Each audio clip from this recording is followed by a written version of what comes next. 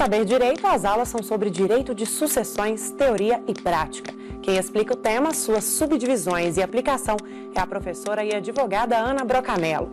No curso, ela explica o conceito e regras que regem o tema, fala sobre sucessão legítima, testamento, doação, planejamento sucessório e muito mais.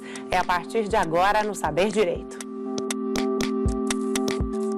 Olá, meu nome é Ana Brocanello, sou advogada e professora especialista em Direito da Família e Sucessões. Nessa semana estamos estudando as sucessões do direito brasileiro. Na aula de hoje falaremos da sucessão testamentária, que é aquela advinda da parte disponível do patrimônio do autor da herança. Hoje em dia, falar-se de morte ainda causa, dentre os brasileiros, um certo desconforto. Falar de morte para um brasileiro é a mesma coisa que estar atraindo para si. Porém, é muito importante pensar no que você quer deixar como patrimônio, deixar para quem deixar este patrimônio e a forma como ocorrerá a transição entre a sua morte e a transmissão dos bens. Neste caso, temos que discutir, antes de mais nada, alguns conceitos para que vocês fiquem sabendo. Entre eles, vem a questão do herdeiro legal ou herdeiro testamentário. São a mesma coisa? São as mesmas pessoas? Nem sempre. O herdeiro legal é aquele que, como nós vimos nas aulas anteriores, vem naquele rol do artigo 1829, incisos, que seriam os descendentes, os cônjuges, os ascendentes, os colaterais e, mais recentemente, possivelmente, os companheiros. Neste caso, o herdeiro legal será estes elencados no rol, enquanto que o herdeiro testamentário será aquela pessoa que receberá a herança, receberá os bens através de um testamento, de um legado ou até mesmo de um codicilo. Diferentemente do que muitas pessoas pensam, o testamento não serve apenas para deixar bens imóveis. Poderá ser feito através de bens móveis, como objetos de pequenos valores, onde nós chamaremos de legado, que estudaremos a seguir. No testamento, temos que entender o seguinte, que é um poder discricionário. O que é isso? Ele parte da vontade daquele autor daquela herança. Ele vem como vontade única e soberana. A respeito de todos os bens? Não. Como nós vimos na primeira aula, vem colidindo com o direito de propriedade e com o direito de herança. Por quê?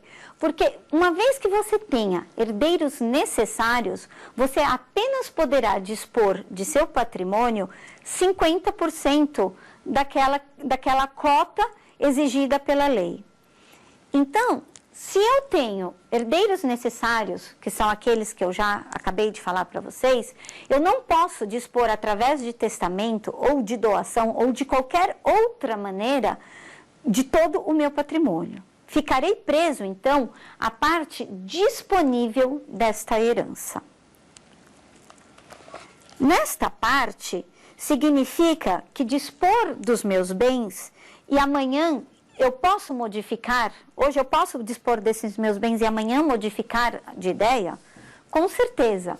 O testamento é um documento que o último instrumento do qual você fez, acaba prevalecendo, revogando automaticamente os efeitos do testamento anterior. Neste caso, podemos deixar bens a quem nós entendemos de direito. Posso deixar, então, os bens todos a um único filho, possuindo mais herdeiros? Não. Como nós já falamos anteriormente. Se a parte disponível do seu patrimônio for inferior à parte de direito, se você dispor em relação a um filho toda a parte disponível e ela não invadir o quinhão de direito dos demais herdeiros, sim, você poderá deixar. Haverá contestação sobre esta doação? Veremos a seguir na questão de doações. as questões do testamento são questões que, para que ele tenha validade, a gente vai vir com algumas situações. Como colocar essa minha disposição, esse meu ato de últimas disposições, como nós falamos, minha última vontade dentro de um documento? Posso atestar, então, a favor de filhos, de uma pessoa que qualquer, de um cônjuge, de um companheiro? Temos que ter algumas regras. Neste caso, posso testar, por exemplo, a favor de quem ainda nem nasceu? Posso. Poderia. Posso. Posso testar a favor de um filho de uma pessoa, posso testar, colocando neste caso condição para esta situação, como assim posso testar para possíveis filhos meus? Como isto pode? Como isto ocorre?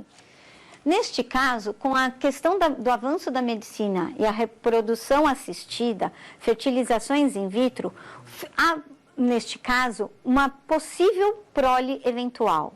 O que isso significa? Significa que pode ser que hoje eu tenha o colhimento de um material que somente surgirá uma pessoa num futuro.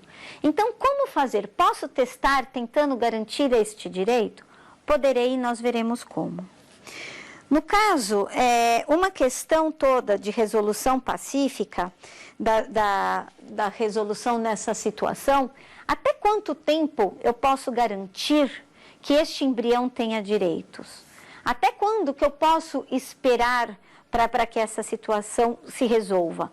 Poderá uma esposa minha, num futuro, vir a utilizar este material para quê? Para ser feito uma infertilização futura e este meu filho? Sim, porém existirá prazo e essa veremos na regra geral.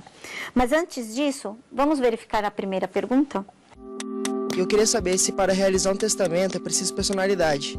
Então a pessoa jurídica que é detentora de personalidade também pode realizar um testamento?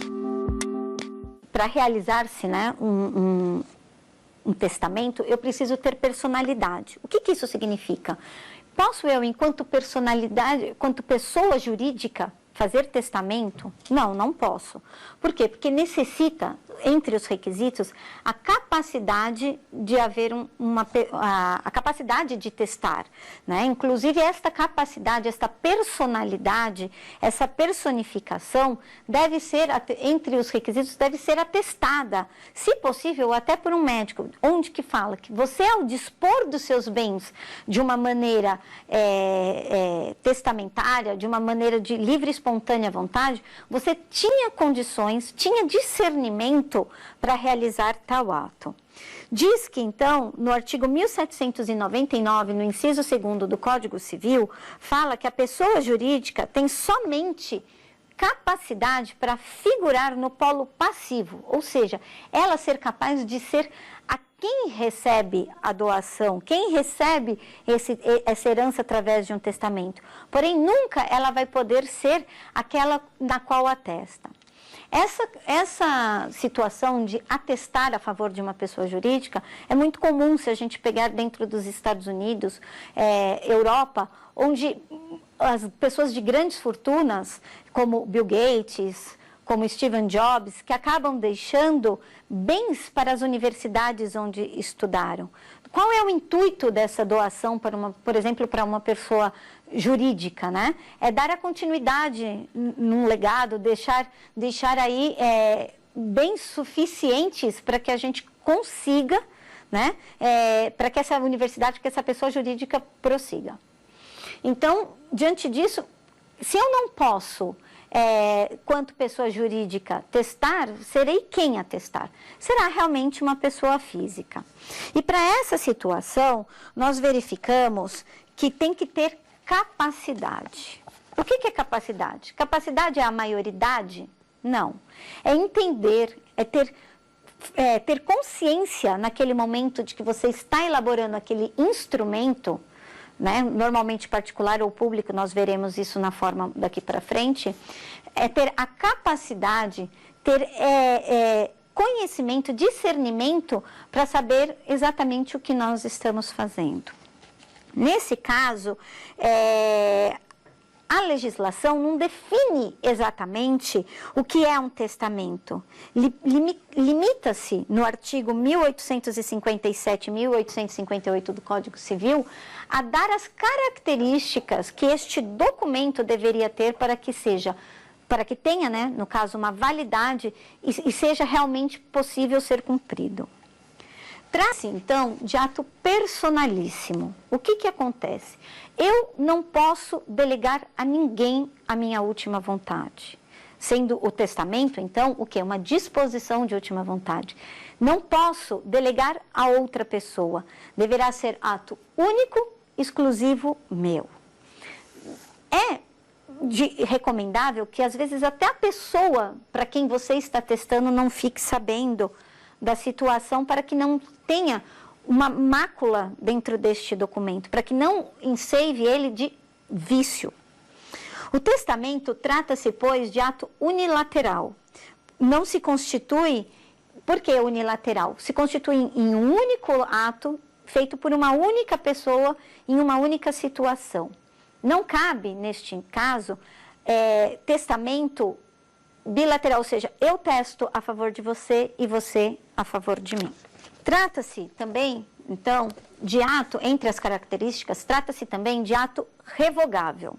Como eu acabei de falar, faço hoje um testamento a favor de uma pessoa, de um terceiro, ou a favor até mesmo de um filho, de um parente, e acabo de alguns dias, ou acabo de alguma situação, eu me arrependo. O que acontece? Este ato é plenamente revogável.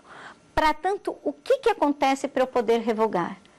Ou eu faço a revogação expressa do testamento sem que eu substitua ele por outro, ou a simples substituição por atos de vontade posterior revogarão este primeiro.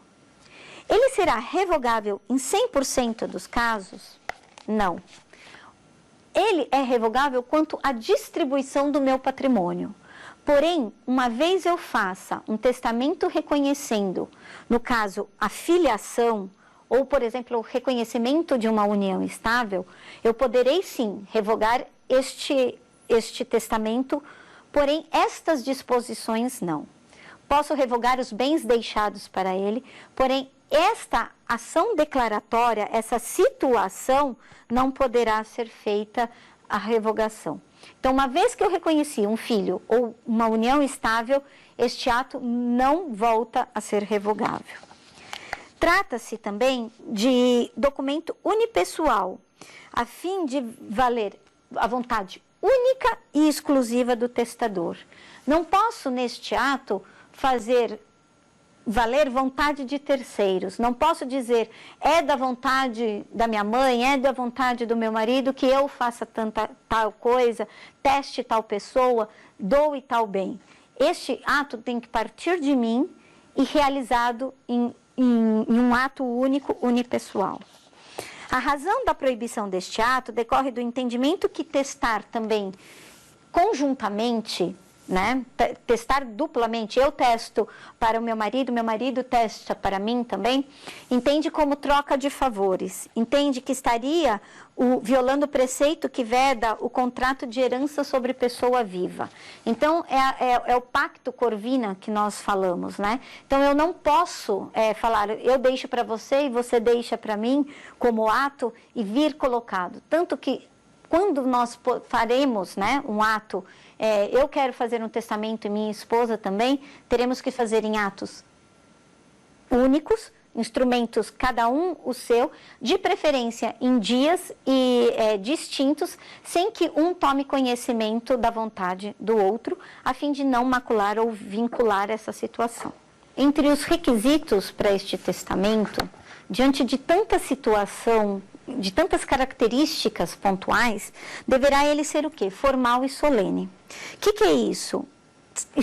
Então, o testamento, ao ser formal, ele está condicionado às formas prescritas naqueles dois artigos que nós falamos antes, no 1857 e no 1858. É indispensável as formalidades legais. E por que vem né, de uma maneira escrita, não pode ser um testamento verbal?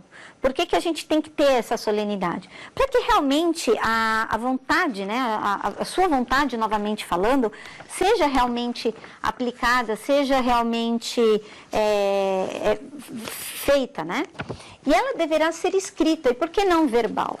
A forma verbal de testamento é válida de alguma forma? Ela será válida nos casos de legado de pequenas coisas. O que isso significa? Eu vou e deixo uma caneta, um objeto, até mesmo um carro para alguém. A simples transmissão disso pode ser feita de uma forma verbal, pode ser deixada, né, colocada. Somente será aceito, então, o testamento verbal quando se tratar de coisa de pequeno valor. Você pode até me perguntar, mas um carro nem sempre é um objeto de pequeno valor. Todo objeto, para ser considerado de pequeno valor, não é uma tabela fixa, um valor fixo encontrado em lei. Vai depender, na realidade, do patrimônio daquele testador. Vamos supor que este carro seja o único bem que ele possui. Então, sendo todo o patrimônio, ele não poderá, e tendo herdeiros no caso, testar unicamente para uma pessoa. Porém, aquela pessoa tem muito dinheiro, é uma pessoa rica, possui vários bens, e aquele carro seria mais um dentro do patrimônio. Não haveria problema, então, de haver, né, neste caso, uma transmissão, uma herança, um testamento verbal dessa situação. Tudo que não vier dentro desta formalidade, desta solenidade, tornará esse testamento nulo. Apesar que hoje o nosso judiciário, ou até mesmo os cartórios responsáveis pela leitura, abertura destes inventários, fazem o quê? Tendem, né, mesmo que havendo algumas situações que poderiam até macular este testamento, fazer ele valer para que seja realmente cumprida a vontade do testador. Ele deverá ser gratuito. Gratuito a formalização, a escritura, né, pública deste testamento, não. Gratuito no sentido de que eu não posso pagar a uma pessoa para que ela me deixe bens. Ou seja, eu não posso comprar esse testamento, eu não posso ter como onerosidade esse legado deixado para mim, essa herança deixada para mim. Ele vai ser também imprescritível. O que isso significa? Fiz um testamento em 1980, venho a falecer hoje. Este testamento está prescrito? Está em algum lugar escrito que ele está prescrito? Não. A única questão que revoga um testamento anterior, independente do tempo, como nós já falamos, ou é a revogação expressa ou um novo testamento. Então, um testamento feito 20, 30 anos atrás, se ele não for modificado, se ele não for revogado, ele é válido hoje? É. Então, ele não vem com as características de prescrição. A última característica que a gente vem discutindo deste rol seria a causa mortis. Porque, enquanto vivo, no caso, não entra como a palavra testamento, entra-se como doação. O documento, enquanto a pessoa viva, não tem validade, né? Então, esse testamento necessita de uma causa, que no caso seria a morte de quem testou, daquele autor daquela herança. Veremos também que trata-se, que vai ser a caducidade do testamento. O que isso significa? Somente acontecerá a caducidade, ou seja, o vencimento, né, desse testamento, após ele cumprir a sua finalidade. O que é isto? Uma vez tendo um testamento, ele é aberto, cumprindo a sua finalidade, ele passa a ter uma caducidade. Aqui sabemos que também acontecerá alguns casos de nulidade, que é o que nós comentávamos dentro de pouco. O que acontecerá? Faltou algum desses elementos, o testamento torna-se nulo? Vai depender muito da característica. Se a característica não dá para entender a vontade daquele testador, dá para se fazer cumprir aquele testamento, ele não vai ser nulo. Sendo que essa nulidade dependerá de ser relativa ou ainda absoluta. Neste caso, temos uma diferença enquanto à anulabilidade deste testamento. O que se entende, então, por anulação, diferentemente de nulidade. Nulidade é quando falta alguns pressupostos, porém que eles não deixam de dar, né, validade a esse testamento. A anulabilidade se dará quando há um vício de consentimento, onde é possível a desconstituição do testamento por erro, dolo ou coação. Vamos supor, então, que eu paguei por este legado, por esta herança. Neste caso, se torna, sim, anulável este testamento. E, finalmente, nós teremos a questão do rompimento. O que é o rompimento? É quando surge um herdeiro, né, necessário que o testador não sabia.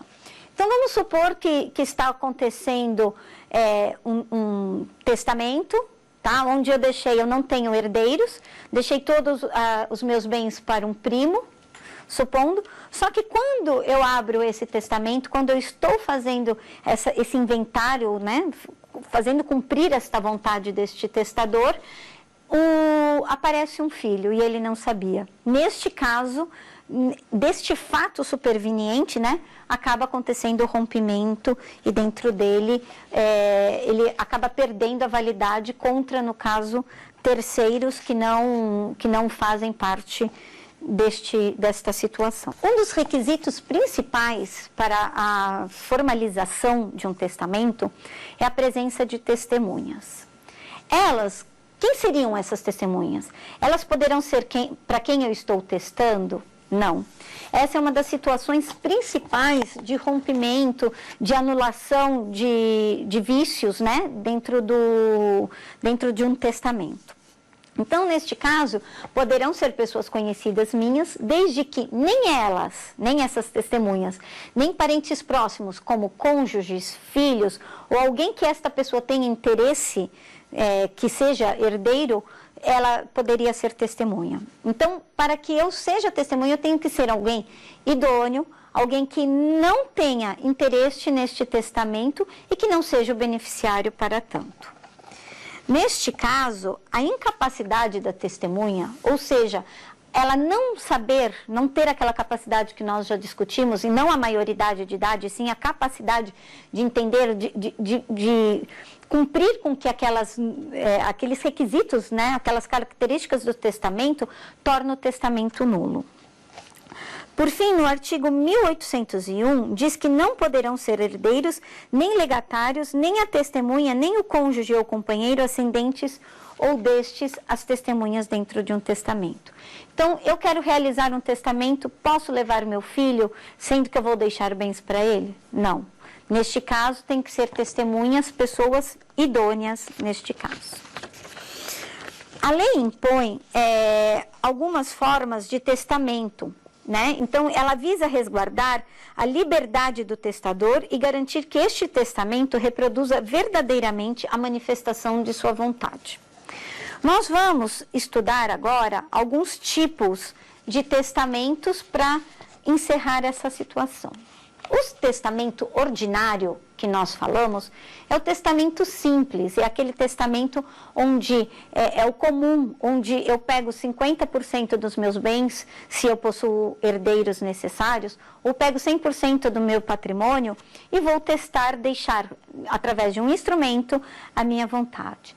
Neste caso, posso fazer de próprio punho e levar a um testador, ou no caso, normalmente o que se é feito é onde um tabelião, né, realiza esse testamento. Eu chego dentro de um cartório, converso com o tabelião e ali vou colocar as disposições da última vontade. Ele vai, diante disso, procurar alguns requisitos desta formalidade que nós acabamos de falar, verificar se eu estou ou não dispondo da minha parte, fazendo o testamento da minha parte disponível, apesar que não cabe a ele ser juiz, né, fazer juiz de valor se é possível ou não, porque é uma vontade minha, é uma vontade unilateral, pessoal, personalíssima, como nós verificamos, e ele vai ali preencher aquela situação na presença de duas testemunhas. Vai ler este documento e este documento passará então a ficar registrado. Onde que há o registro? Dentro do próprio cartório? Não. Antigamente, sim, quando não havia essa questão da tecnologia, essa questão da troca de informações, este testamento muitas vezes ficava perdido dentro daquele cartório. Hoje, não. Hoje ele é enviado, hoje quando eu falo recentemente, né, de uns anos para cá, ele é enviado a informação ao colégio notarial, onde vai ser feito agora um banco de dados. Esse banco de dados passou a ser nacional. Inclusive, o nosso CNJ, o Conselho Nacional de Justiça, no caso, hoje exige uma certidão desse colégio notarial, desse centro de registros, para fim de abrir o inventário. Antes só era exigido nos casos de inventário extrajudicial, essa certidão dizendo se havia ou não um testamento a favor de alguém.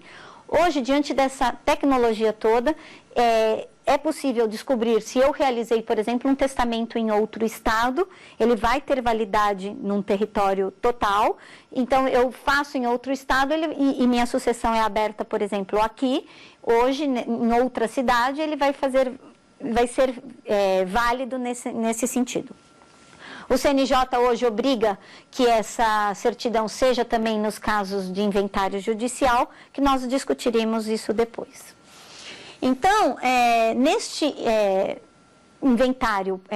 neste testamento público que nós realizamos, fica lá registrado a cópia dada para a gente, né? Então, eu vou lá quanto testador, faço meu testamento, ponho lá minhas disposições de vontade sobre meus bens, todas as condições que eu quero, testando para quem eu quero, com 2 testemunhas válidas, mostro para o tabelião que eu tenho capacidade, que eu entendo o que eu estou fazendo, ele vai, registra isso, permanece lá no registro o testamento originário. Uma vez aberta a sucessão, este documento será entregue ao inventariante ou depositado em juízo para que cumpra a sua validade. Posso também realizar um segundo tipo de testamento, que seria o que nós chamamos de testamento cerrado. O que é esse testamento cerrado? Este testamento é onde eu mesma faço as disposições de minha vontade e levo até este tabelião para que ele lacre essas informações. As informações do testamento são públicos? Todo mundo ficará sabendo? Não. Em todos os casos, não. Somente os herdeiros, diante de algumas situações. Porém, o cerrado é aquele que eu não quero que ninguém fique sabendo. Então, e como que funciona? As testemunhas ficam ou não ficam sabendo a partir do momento que elas são obrigatórias? Não. No caso do testamento cerrado, eu faço no meu próprio punho o testamento, deixo ali, né, escrito o que eu quero, não quero que ninguém tenha conhecimento, e as testemunhas, no caso, vão ser apenas testemunhas da minha entrega para este tabelião do testamento, para que ele pegue e costure. Realmente, a costura é aquilo mesmo que nós estamos falando, que vocês entenderam. O tabelião vai, pega o documento, dobra as disposições, lavra lá o documento dizendo que foi deixado para ele um testamento de forma cerrada, ele não coloca o conteúdo do qual está naquele documento, e ele vai cerrar este documento, ele vai costurar este documento e ali vai ser colocado. Neste caso, o que vai para registro não é o teor do testamento, não é o que eu quis dizer naquele testamento, e sim que existe um testamento. Então, naquela certidão, quando procurada pelos herdeiros, pela situação toda, o que ocorre? Vai ficar registrado ali que existe um testamento da forma cerrada e que deverá ser aberto com alguns requisitos judiciais que a gente vai ver lá na questão da partilha e dos inventários. Por fim, o último tipo que a gente pode fazer é o testamento até mais comum do que a gente imagina, porque ele não tem um custo, não gera dificuldade, que é aquele testamento particular, onde eu em casa pego, sento, vou lá, faço como se fosse uma carta dizendo o que eu quero. Peço para 2 testemunhas assinarem que eu fiz esse documento e deixo lá guardado. Porém, este testamento acaba tendo uma série de problemas, porque ele pode sumir, extraviar, ser deixado de lado quando da abertura e já até do encerramento da partilha ninguém achar num segundo momento. Então, ele acaba causando um grande transtorno. A gente vai ver agora na questão do planejamento sucessório, na terceira parte da nossa aula, a necessidade de se fazer um planejamento sucessório, porém de ter alguns requisitos mínimos para serem feitos, né? Então, tem vontade realmente de deixar um testamento, quer fazer a sua vontade prevalecer, né? Faça realmente o testamento, mas se quer fazer de próprio punho, deixe na maneira cerrada. Há um gasto financeiro, porém, a gente verificará que isto garante que a sua vontade seja feita. Nós teremos também uma forma menor de testamento de bens pequenos ou de uma situação que nós chamamos de codicilo, né? Então, o que é o codicilo? Que é possível fazer um reconhecimento, por exemplo, de paternidade através. Seria um mini testamento, onde eu não quero deixar grandes disposições, onde eu não quero falar grandes situações ou fazer a distribuição de todos os meus bens. Eu quero, por exemplo, fazer um reconhecimento de uma paternidade, deixar um legado pequeno. Então, eu venho e faço um pequeno testamento que nós chamamos de codicilo. Ele é realizado para confirmar, no caso, até um testamento particular. Verifica-se, né, então, a questão de que o codicilo vem para, normalmente, deixar bens de pequenos valores. Então, esses bens de pequenos valores, quando deixado, nós chamamos de legado. Então, o que é o legado?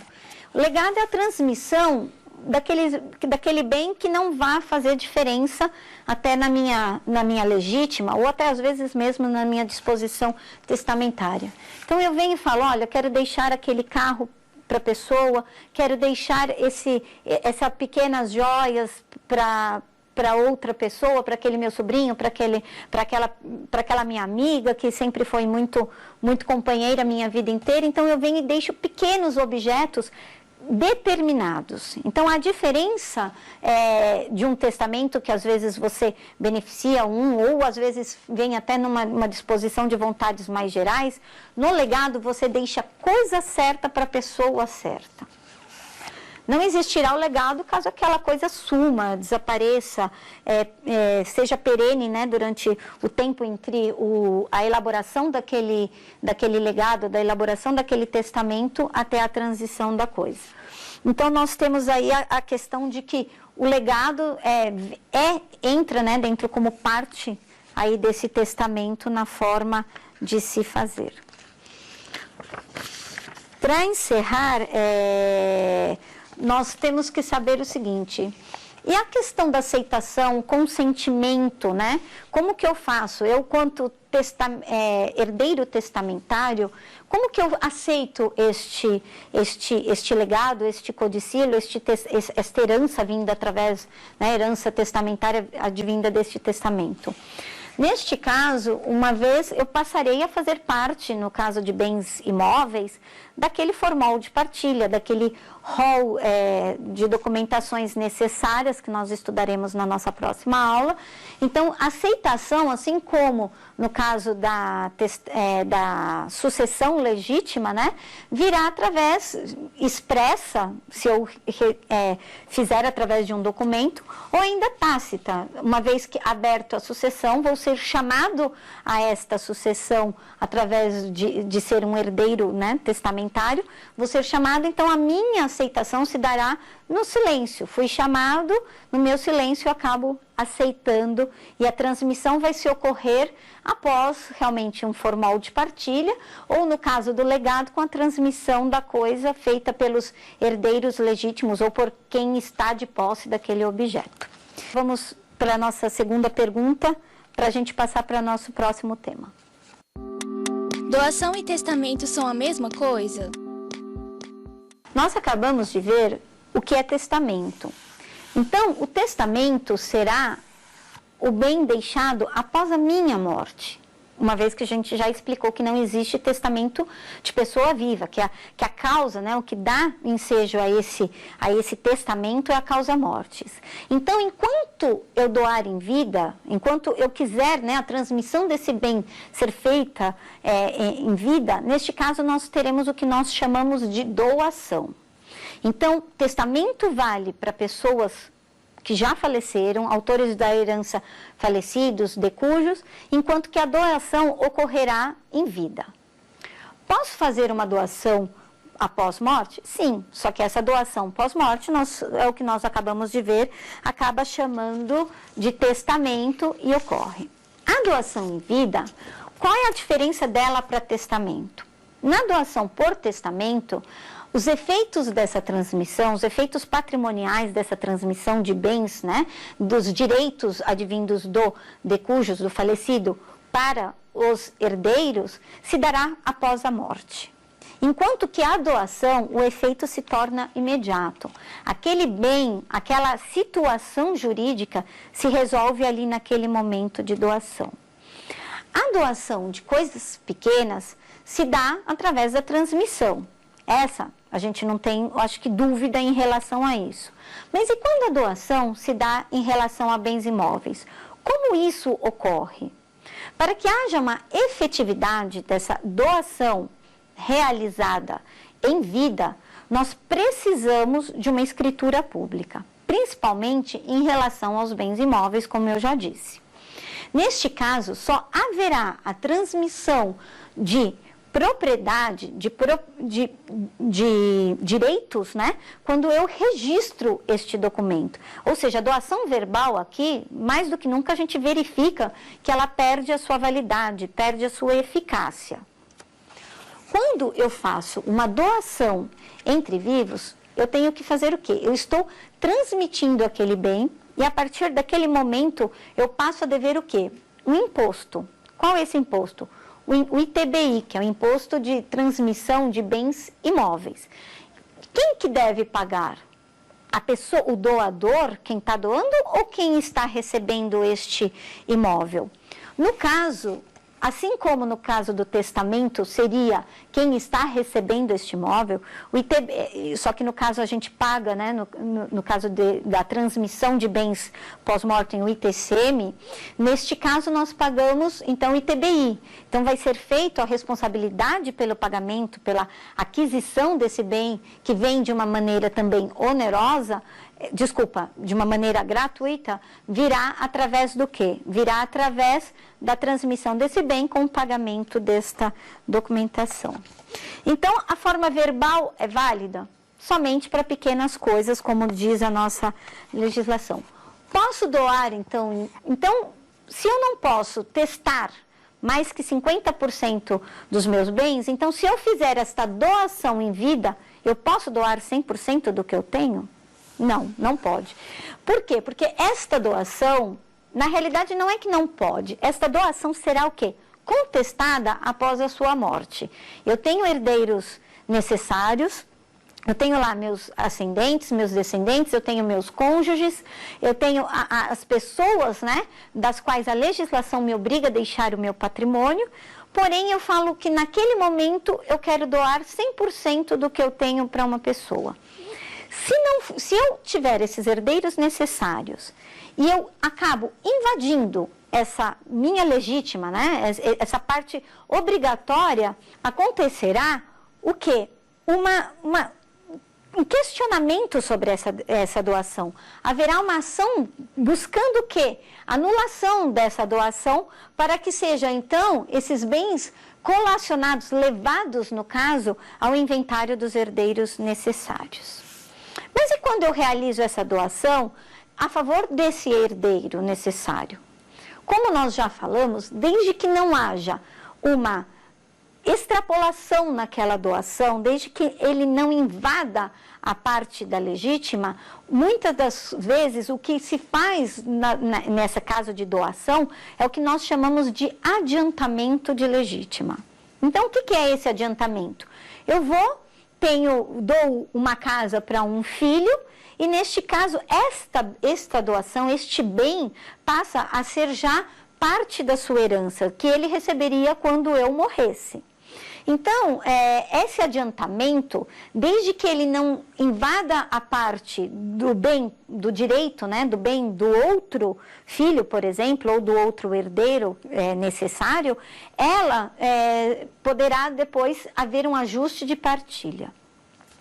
E quando realmente houve, né, esse adiantamento foi maior do que poderia, o que a gente chama? Nós chamamos, faz com que esse herdeiro que recebeu esse bem colacione este bem na partilha. O que é essa colação na realidade? Ele vem e fala, olha, enquanto vida, meu pai, minha mãe ou de quem eu recebi essa herança, me doou tal bem. Ele vale X, eu teria para receber Y, então eu tenho uma diferença a ser paga, eu tenho uma diferença em haver, por exemplo, às vezes a casa vale menos, às vezes esse imóvel vai valer menos do que aquele bem, né, do que ele teria de direito. Olha, eu ainda tenho um ajuste, eu não tenho, por exemplo, 100% daquele valor que eu receberia, porém eu ainda tenho aí uma parte a receber, ou então eu tenho que devolver, né, aquele conjunto de bens, ao espólio, à herança em si, aquela parte onde eu recebia mais dos bens. Então, posso doar, por exemplo, os bens para a esposa, para os filhos? Mesma situação que a gente está falando.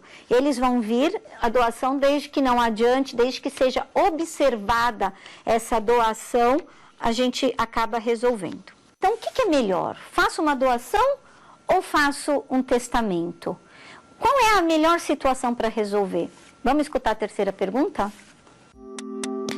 Como saber se o melhor é realizar a transmissão dos bens por meio de testamento ou de doação ainda em vida? Então, a doação, testamento, como deixar da melhor maneira, né, este bem? O que melhor realiza, né? O que melhor faz com que eu tenha o meu desejo atendido. Este caso, nós ultimamente chamamos de planejamento sucessório. O que vem a ser o planejamento sucessório? É eu adequar aquela família, aquele conjunto de bens e fazer valer a vontade do doador, do testador, do autor da herança. Então, vai depender muito do tipo de família que essa pessoa tem, vai depender muito dos bens com que ele quer transmitir, da necessidade que ele venha a ter. Hoje, planejamento sucessório é um tema muito em alta dentro das áreas de direito, dentro da parte de direito de família.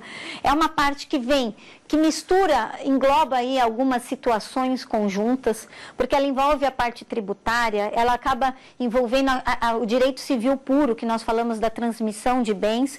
Então, é uma situação onde a gente senta e vai estudar aquela forma de situação melhor a ser adequada, né, àquele caso em concreto. Então, nós poderemos fazer essa transmissão de que maneira? O testamento me basta? Pode ser que sim. Posso simplesmente realizar também uma doação em vida, reservando neste caso o usufruto, que a gente nem falou em doação, que é quando eu faço a doação, porém eu passo a propriedade para uma terceira pessoa, porém o direito sobre este bem, usar, fruir, pegar os frutos que vem este bem permanece, né, de quem está fazendo a doação, e ela é cancelada automaticamente no caso da morte do usufrutuário.